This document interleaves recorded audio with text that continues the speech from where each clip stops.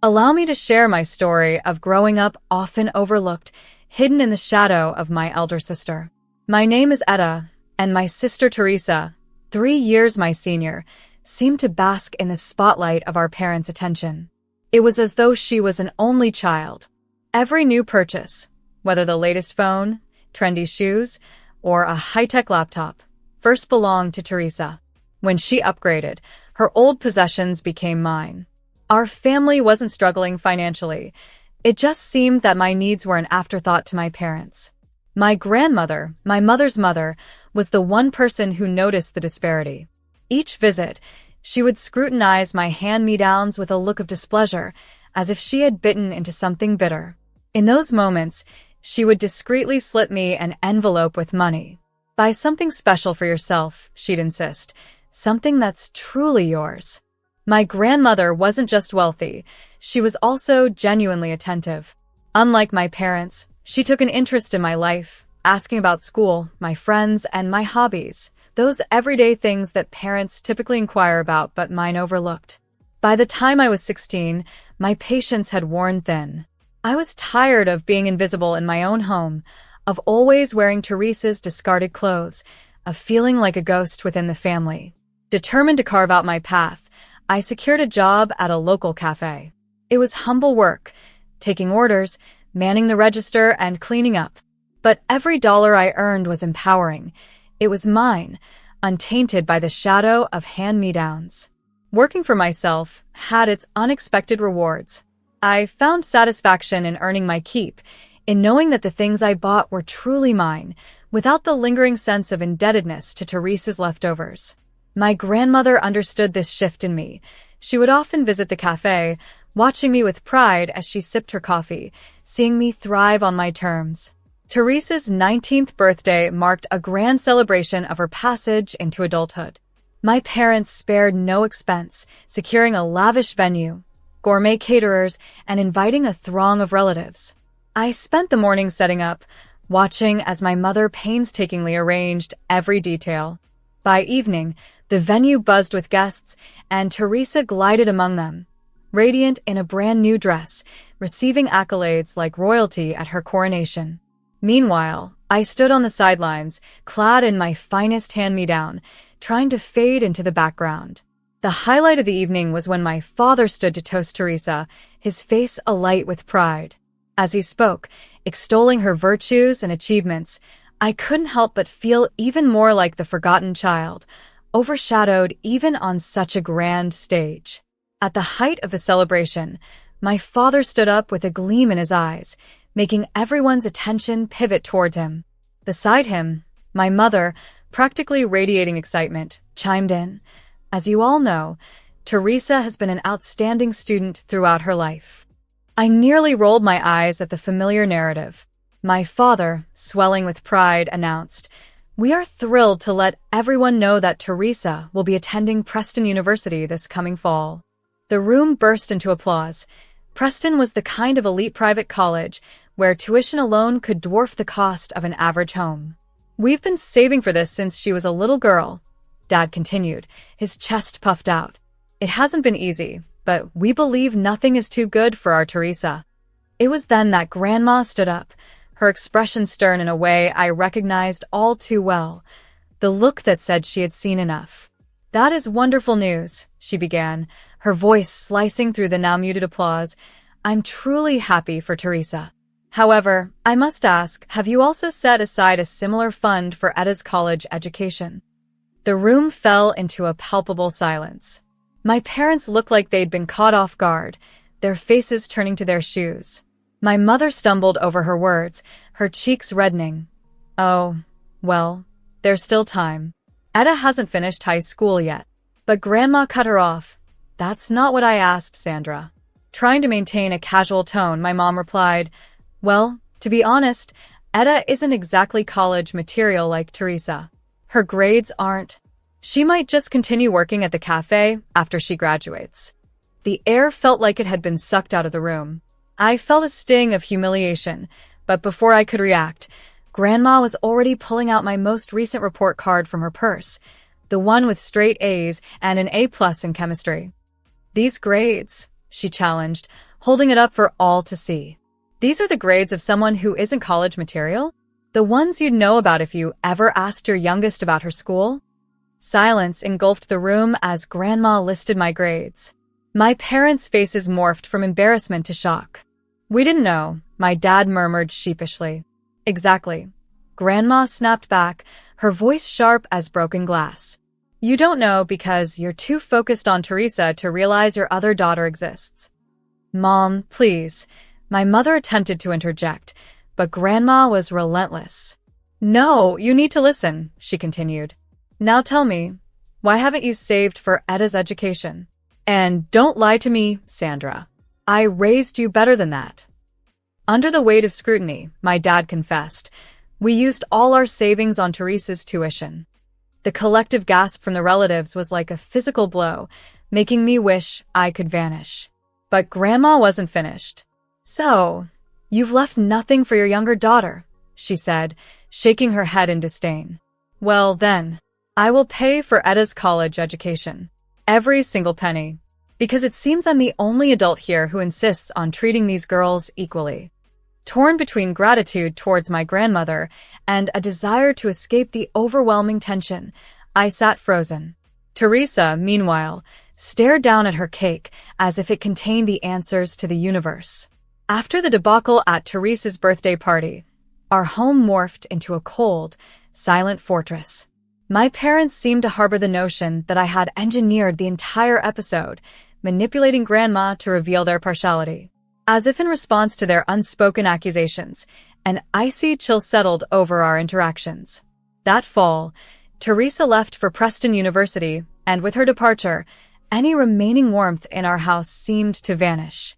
My parents drifted through the days like specters, barely acknowledging my presence.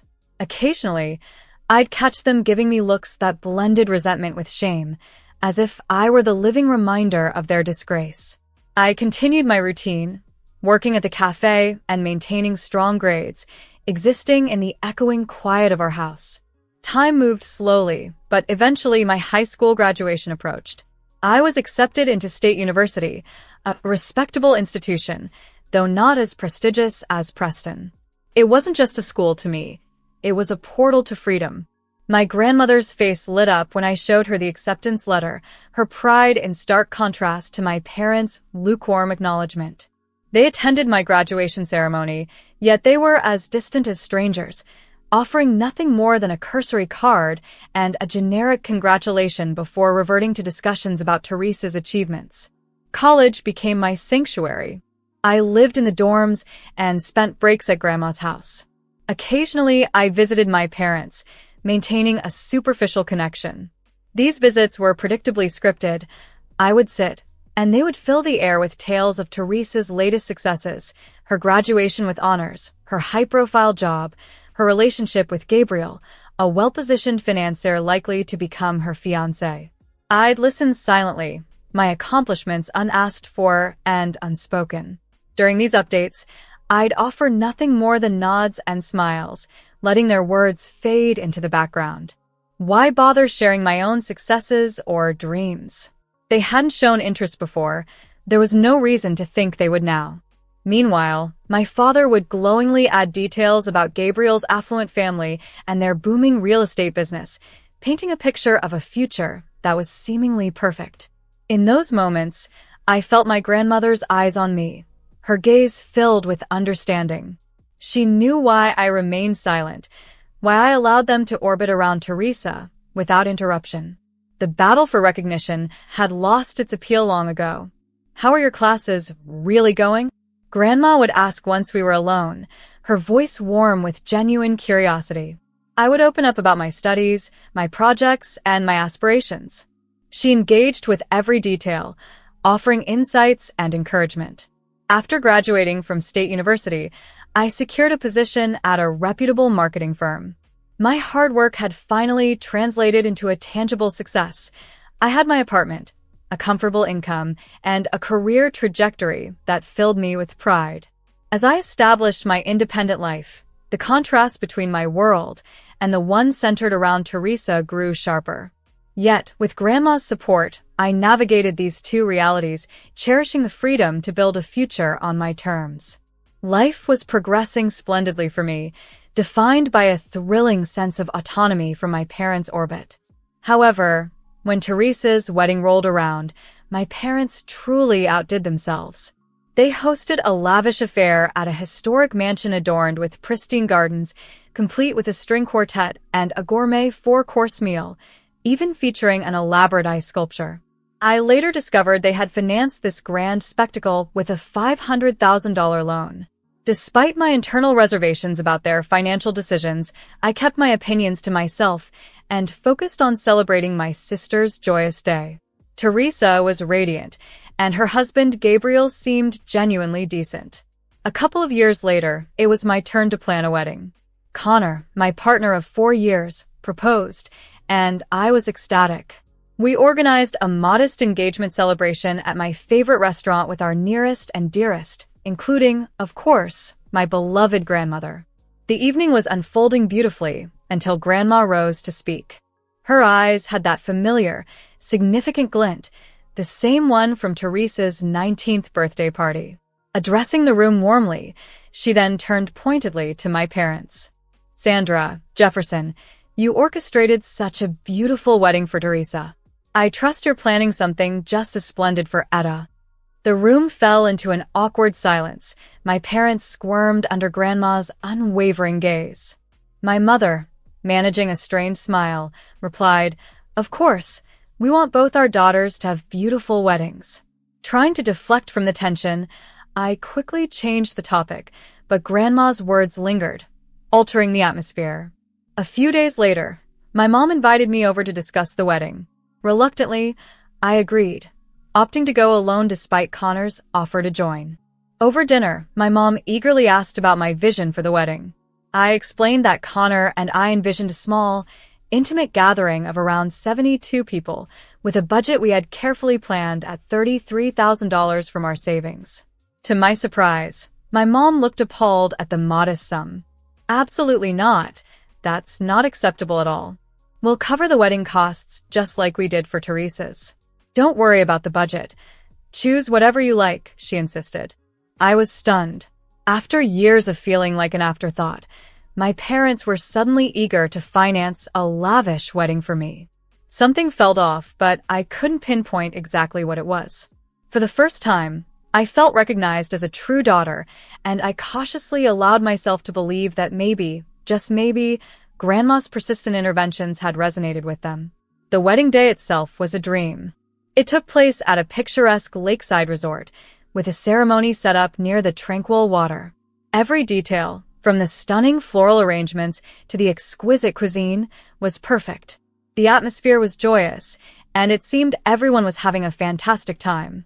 As I looked around at the beautifully orchestrated scene, I hoped this marked a genuine shift in my relationship with my parents, a closing of the gap that had long defined our interactions. My parents genuinely seemed to enjoy the wedding, mingling with the guests and displaying a semblance of pride that felt authentic for once. Grandma, with a twinkle in her eyes, pulled me aside during the reception to express her happiness. "This is exactly what you deserve, sweetheart," she whispered as she embraced me warmly. "I'm so glad your parents stepped up for your special day." She even sought out my parents to thank them for hosting such a wonderful event. Leaving the reception, Connor and I were on cloud 9, ready to relish our honeymoon in Hawaii, blissfully detached from everything but each other and our new life together. However, the reality came crashing down shortly after our return. While unpacking, an email notification caught my attention. The subject line read simply, "Wedding expenses." Expecting perhaps a summary of the costs for curiosity's sake, I opened the email only to find an itemized bill totaling $165,000 attached with a note from my mom stating, "We trust you'll handle this promptly. Payment details attached." My hands trembled as disbelief turned to shock. This couldn't be real. Connor came over at the sound of my choked call. His expression shifted from confusion to outrage as he read the email. "They're billing us after insisting on paying for the wedding themselves? This must be some kind of mistake," he said, though his voice betrayed his doubt. But it was no mistake. The bill was very real, and so was their expectation for us to pay. That evening, we sat together, staring at our bank accounts, trying to grasp the implications. "We have the money," I said hollowly, referring to the savings intended for our future home. Connor suggested we speak with my parents first, hoping for some explanation, but deep down, I felt the bitter truth. There was no misunderstanding. This was just another chapter in the same old story where they built me up only to let me down, except this time, they had waited until after the wedding. With a heavy heart, I wrote the check for $165,000, watching our dreams for a home dissipate with each stroke of my pen. Sealing the envelope, I felt not just betrayal, but a stern resolve hardening within me. "I'm done," I declared to Connor as we dropped the envelope into the mailbox. "I'm done trying, done hoping. Just done." "What about your grandmother?" he asked softly, concerned. "Should we tell her?" I paused, the weight of the situation bearing down on me. "I can't," I admitted. "She was so proud at the wedding, so happy. I can't crush her with this." That night, sleep eluded me as I replayed every sign I had ignored. Their sudden generosity, their insistence on an extravagant wedding, their dismissal of my budget. I had wanted so badly to believe they had changed, and in my desire, I had walked right into their trap. Just as life began to settle into a new normal, Melanie, a family friend known for her invasive cheerfulness and inedible fruitcakes, appeared unannounced one Sunday afternoon. With a bright smile and a cake in hand, she breezed past me into the living room, her presence a stark reminder of the social facade my parents continued to maintain.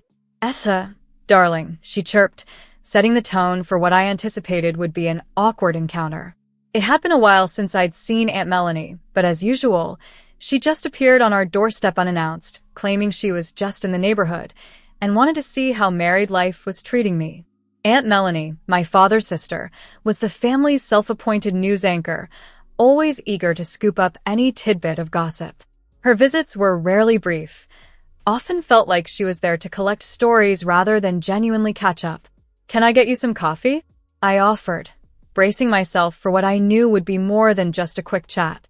"Oh, yes, dear. Then we can catch up properly," she responded, settling into our couch with the air of someone preparing for a lengthy stay. Once seated, she dove right in. "I haven't seen your parents in ages. How are they doing?" I busied myself at the coffee maker, delaying my response. "I wouldn't know," I finally answered. "Wouldn't know," she echoed, her pitch climbing in surprise. "What do you mean, wouldn't know? They're your parents." "I don't talk to them anymore," I said plainly, setting her coffee down in front of her. "But why?" She leaned forward, her eyes lighting up at the scent of fresh gossip. "They gave you such a beautiful wedding. Everyone's still talking about it." "I'd rather not discuss it," I stated firmly. 3 days after her visit, my phone exploded with notifications. Aunt Melanie had taken to Facebook, broadcasting her version of our conversation in a post laden with disappointment and judgment.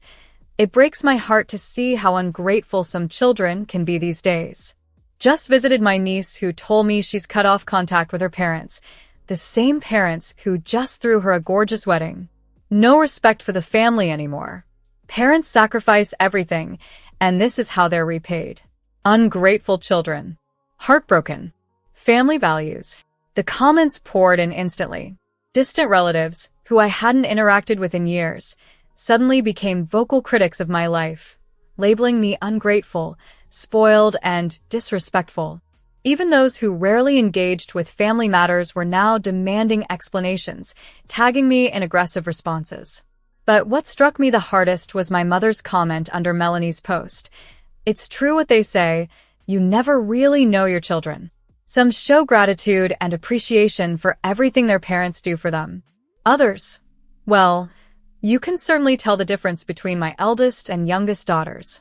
Disappointed mother. After hours of stewing over the situation, staring at my mother's words which felt like sharp jabs to my heart, something within me snapped. "Enough," I declared aloud, startling Connor in the process. I was done being portrayed as the villain in their narrative.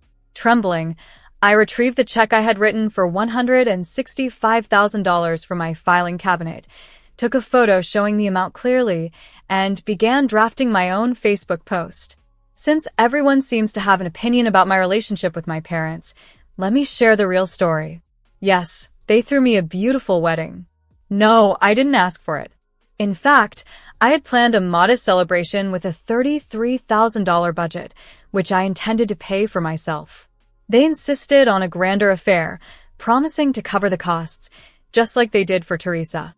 1 week after the wedding, they sent me this bill for $165,000, 5 times my original budget.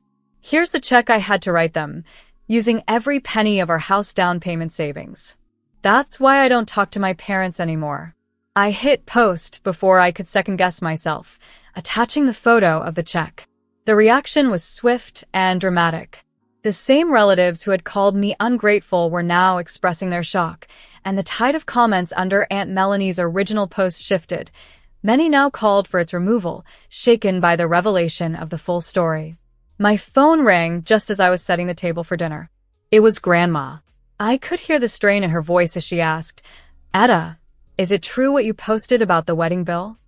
I took a deep breath and told her everything. I explained how Mom and Dad had dismissed my wishes for a simple wedding, insisted on an extravagant affair, and then slapped us with a staggering $165,000 bill right after our honeymoon. I recounted how Connor and I had to use our house down payment to cover the unexpected expense.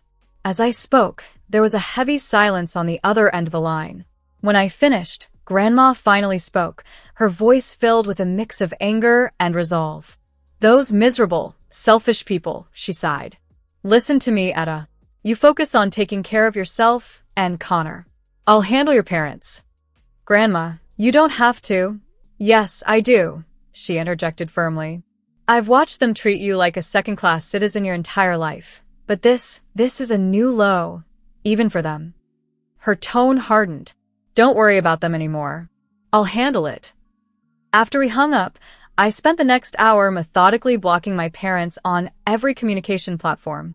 Phone, email, social media. I was done with their games, done with their manipulation, done with hoping they would change. A week after my social media post, I was in the middle of making dinner when I heard an aggressive knock at the door. Connor was working late, so I was alone when I opened it to find my mother, her face red with fury. "How dare you?" she shouted as she barged past me into the house. "How dare you go running to your grandmother with your lies?" I stood my ground, my voice steady. "I didn't lie about anything. You sent me a bill. I paid for it. And then I showed everyone the truth when you tried to make me look bad. You've ruined everything." She was almost hysterical now. "Your grandmother changed her will because of you. Do you have any idea what you've done?" Her words were a jolt, but I kept calm. "What are you talking about?" "She's leaving almost everything to you." Mom's voice cracked. "The house, her savings, everything. Teresa gets some small amounts and your father and I get nothing. And it's all your fault." I processed this new information as my mother continued her tirade. "We had it all planned out," she ranted. "We took out a second mortgage for Teresa's wedding, but it was fine because we were going to pay it off with the inheritance. Your grandmother was supposed to split everything equally." Suddenly, it all clicked into place. "That's why you insisted on paying for my wedding," I said slowly. "You thought you'd get the money back from Grandma's inheritance anyway." "Of course, that's why. But now look what you've done. We're drowning in debt, and you've turned your grandmother against us." I couldn't help but laugh, which only fueled her anger. "Well, you just got $165,000 from me for my wedding. That should help with your debt." Mom's face flushed even darker. "We already spent that money, but that's not the point. You need to fix this. Go to your grandmother, tell her we've made up, that it was all a big misunderstanding." "No," I replied, the calmness in my voice belying the firmness of my decision. "What do you mean no?" "You owe us this." But as I looked at her, something settled over me, an unshakable resolve. "I don't owe you anything," I told her. "I'm done." This was the moment I truly freed myself from the burdens of their expectations and manipulations. As she stormed out, I felt a weight lift off my shoulders. knowing I had finally closed that chapter of my life for good. I firmly told my mother, "I don't owe you anything, not anymore. Your financial problems are exactly that, yours. I'm not going to lie to Grandma to help you access the money you were never entitled to in the first place." Before she could hurl another insult, I walked over to the door, opened it, and gestured for her to leave. When she hesitated, I gently but firmly pushed her out of the apartment, closed the door, and locked it. She continued to scream and pound on the door for about 15 more minutes before she finally left. The next day, Teresa called, her voice full of accusation. "How could you do this to them?" she demanded. "They gave you everything, just like they gave me. And this is how you repay them?" "They didn't give me anything, Teresa. They sent me a bill," I replied. "They're your parents. They've sacrificed so much for us." "No," I corrected her. "They sacrificed for you. I was just the backup plan for their retirement fund." Teresa called me cruel and heartless before abruptly hanging up. Just like that, I realized I had lost my sister as well. But strangely, I was okay with it. I continued to see Grandma regularly. She would come over for dinner every Sunday, and we talked almost daily over the phone. Occasionally, people would ask if I missed my family. I always told them the truth. I missed the family I wished I had, not the family that actually existed. Over time, I've learned that sometimes the bravest thing you can do is close the door to toxic relationships, even when those relationships are with your parents. Standing up for myself had cost me my relationship with my parents and sister, but it had also freed me from a lifetime of manipulation and disappointment. It wasn't an easy decision, but it was one that allowed me to live a life defined by my values and truth, surrounded by those who genuinely care and support me.